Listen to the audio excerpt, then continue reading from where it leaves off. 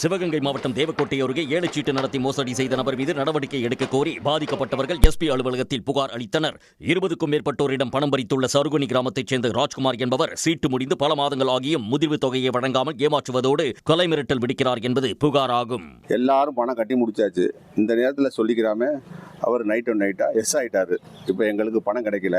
திரு காவல் நிலையத்துக்கு போனோம். அவர் நீங்கள் சிவகங்கை போங்கன்னு சொல்லிட்டாரு. சிவகங்கை வந்தோம். 3 கோடி இருந்தால் தான் நாங்கள் பார்ப்போம், அது குறைஞ்சுதான் பார்க்க முடியாதுன்னு சொல்லிட்டாரு. இப்போ நாங்கள் தத்தளிச்சு நிற்கிறோம். ராஜ்குமார் மீது காவல் நிலையத்தில் புகார் அளித்தும் நடவடிக்கை எடுக்கவில்லை என்பதால் பாதிக்கப்பட்டவர்கள் எஸ்பி அலுவலகத்தில் புகார் அளித்தனர்.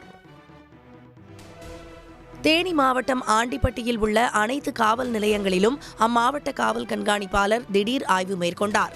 அப்போது போலீஸ் நிலையங்களில் நிலுவையில் உள்ள வழக்குகள், குற்றப்பத்திரிகை தாக்கல் செய்யாத வழக்குகள் மற்றும் நீதிமன்றத்தில் நடைபெறும் வழக்குகள் குறித்து காவலர்களிடம் மாவட்ட காவல் கண்காணிப்பாளர் ஸ்நேகப்பிரியா கேட்டறிந்தார்.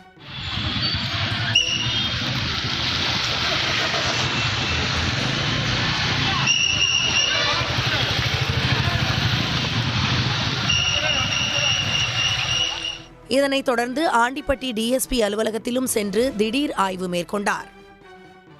மயிலாடுதுறை மாவட்டம் குத்தாலம் அருகே நடத்தையில் சந்தேகம் ஏற்பட்ட தகராறில் மனைவியை எரித்து கொலை செய்த கணவரை போலீசார் கைது செய்தனர். கண்டியூர் கிராமத்தைச் சேர்ந்த ஆதித்யன் என்பவர் பிரேமா என்ற பெண்ணை காதலித்து திருமணம் செய்துள்ளார். இந்நிலையில் ஆதித்யன் வேறொரு பெண்ணுடன் தொடர்பில் இருந்ததாக கூறப்படுகிறது. இதனால் கணவன் மனைவி இடையே தகராறு ஏற்பட்டுள்ளது. இதனிடையே நேற்று வழக்கம் போல ஏற்பட்ட தகராறில் ஆதித்யன் பிரேமா மீது டீசலை ஊற்றி எரித்து கொலை செய்துள்ளார். இதையடுத்து அவரை கைது செய்த போலீசார் நீதிமன்றத்தில் ஆஜர்படுத்தி கடலூர் மத்திய சிறையில் அடைத்தனர். தமிழும் திராவிடமும் ஒன்றுதான் என்று திராவிட இயக்க தமிழர் பேரவை பொதுச் செயலாளர் சுபவீர பாண்டியன் தெரிவித்துள்ளார். சென்னை வேப்பேரியில் உள்ள பெரியார் திடலில் பாவலர் கடவூர் மணிமாறன் எழுதிய தெற்கே முழங்கும் திராவிடம் என்ற கவிதை நூல் வெளியீட்டு விழா நடைபெற்றது. இதில் நூல் வெளியிட்டு பேசிய சுபவீர பாண்டியன் திராவிடம் என்பது சமத்துவம், முற்போக்கு சிந்தனை என தெரிவித்தார். திராவிடம் என்றால் தமிழியம் தான், தமிழியம் என்றால் திராவிடம் தான்.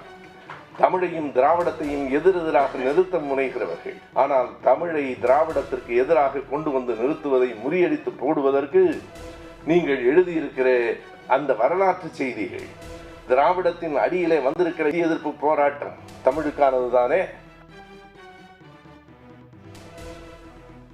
ராமநாதபுரத்தில் உள்ள வல்லபை ஐயப்பன் கோயிலில் நடந்த ஊஞ்சல் சேவை உற்சவத்தில் ஏராளமானோர் கலந்து கொண்டு சாமி தரிசனம் செய்தனர்.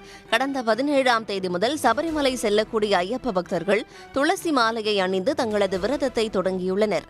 இந்த நிலையில் நேற்று வல்லபை ஐயப்பன் கோயிலில் ஊஞ்சல் உற்சவம் நடைபெற்றது.